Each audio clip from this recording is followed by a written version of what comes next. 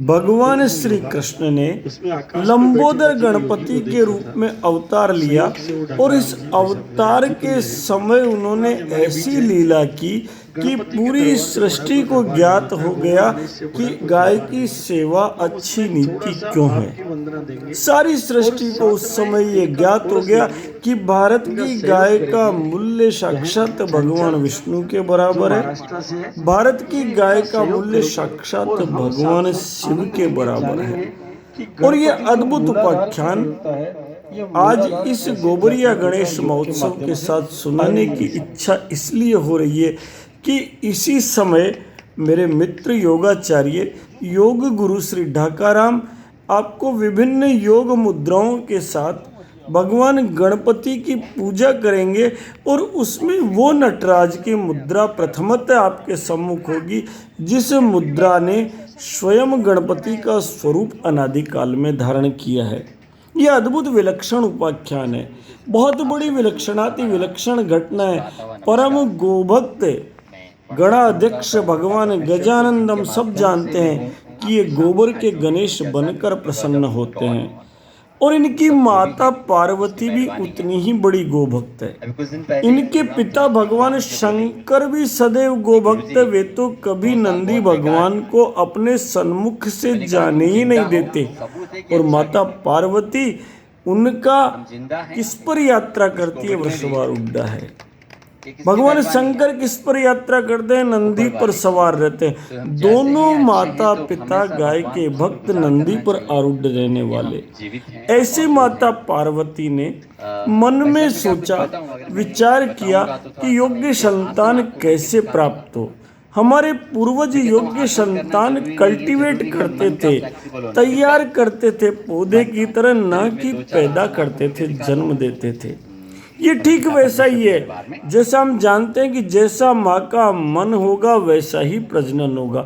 एक अद्भुत रहस्य था हमारे यहाँ कि जैसा माँ का मन होगा, अगर वो कुंती होगी तो अलग संतान होगी, माद्री होगी तो अलग संतान होगी, अगर वो मर्यादा होगी तो उसके घर विदुर जन्म होगा।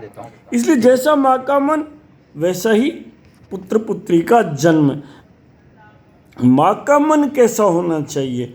आप इस नटराज भगवान के दर्शन करते हुए गणपति के दरबार में उस कथानक को सुने।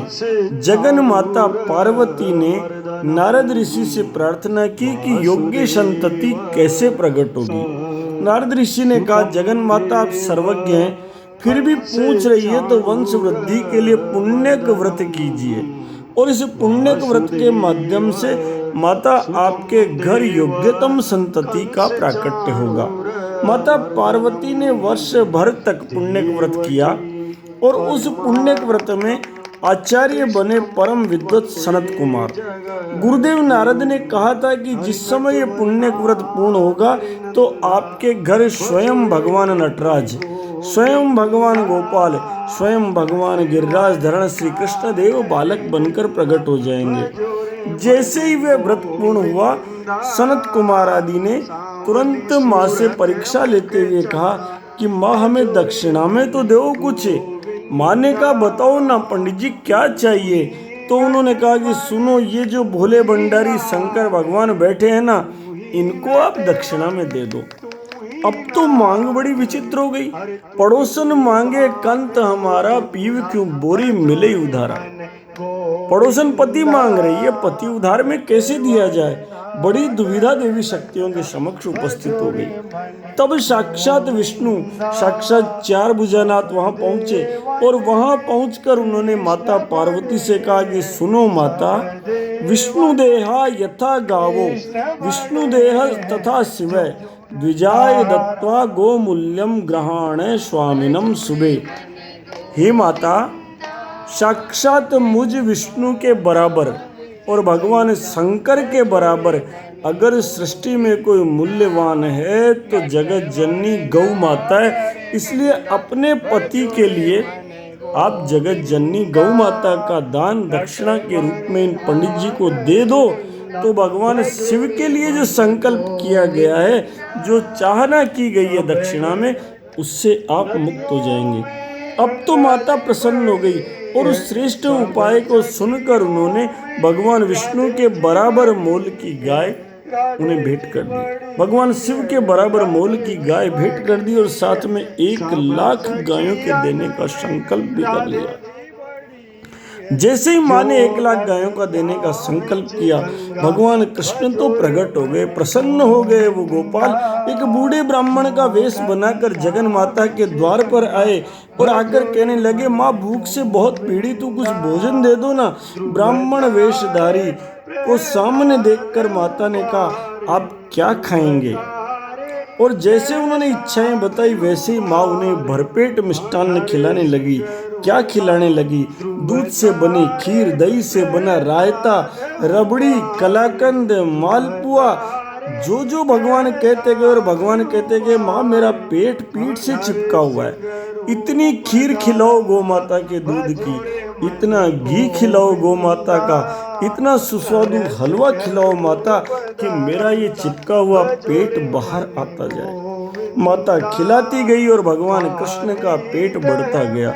और धीरे धीरे जब वो पेट बढ़ता गया, परोसे हुए पकवान, गाय के गब्बे, जिनकी खुशबू सृष्टि को सारी को आनंद देती है। प्राणी मात्र का भोजन जो गाय का गब्बे, उसका गोबर भूमि के जीवों का गब्बे भोजन है, उसका दूध दही हमारा भोजन है, घी हमारा भोजन है, और उसके गोबर का हवन देवताओं का भोजन है। प्राणी मात्र को जो भोजन देती है उसे धारण करते ही भगवान कृष्ण का पेट बड़ा हो गया। और जब पेट बड़ा हुआ तो सृष्टि ने जयकारा लगाया कि माँ के घर बेटा पैदा हुआ है, अवतरित हुआ है। उसका नाम क्या है? उसका उदर बहुत बड़ा है।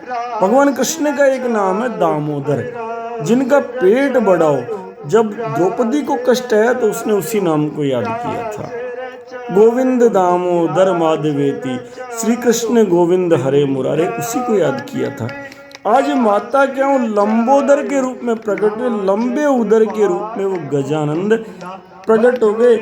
इसलिए हम गाय की सेवा करें, इससे सुंदर अच्छी नीति कोई नहीं हो सकती।